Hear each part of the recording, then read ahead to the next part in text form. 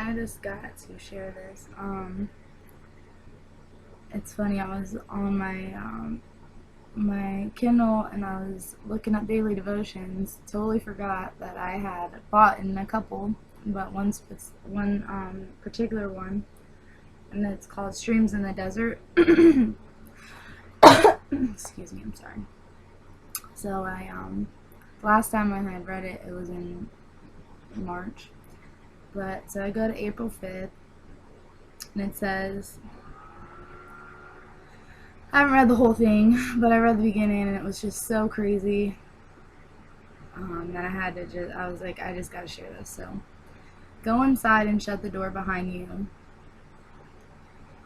Wait, I'm so sorry. Lord Jesus, please help me. Go inside and shut the door behind you and your sons. 2 Kings 4:4. And it says, the widow and her 2 sons were to be alone with God.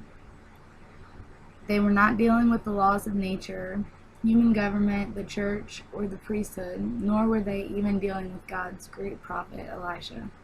They had to be isolated from everyone, separated from human reasoning, and removed from the natural tendencies to prejudge their circumstances. They were to be as if cast into the vast expanse of starry space, depending on God alone, in touch with the source of miracles.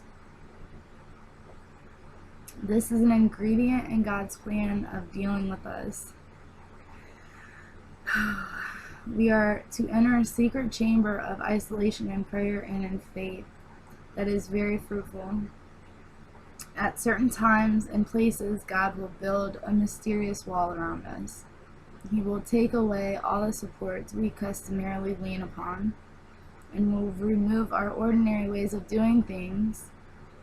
God will close us off to something divine, completely new and unexpected, and that cannot be understood by examining our previous circumstances.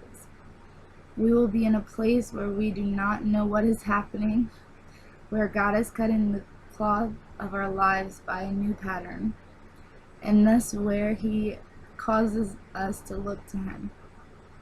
Most Christians lead a treadmill life,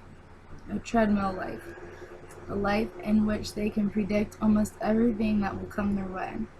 But the souls that God leads into unpredictable and special situations are isolated by Him.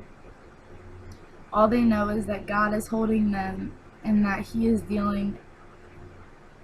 So all they know is that God is holding them and that He is dealing in their lives. Then their expectations come from Him alone. Like this widow, we must be detached from the outward things and attached inwardly to the Lord alone in order to see His wonders. From soul food, it is through the most difficult trials that God often brings the sweetest discoveries of Himself. From gems, God sometimes shuts the door and shuts us in, that He may speak, perhaps through grief or pain, and softly, heart to heart, above the din, loud, confusing noises, may tell some precious thought to us again. I just thought it was precious because He is really with us and He loves us.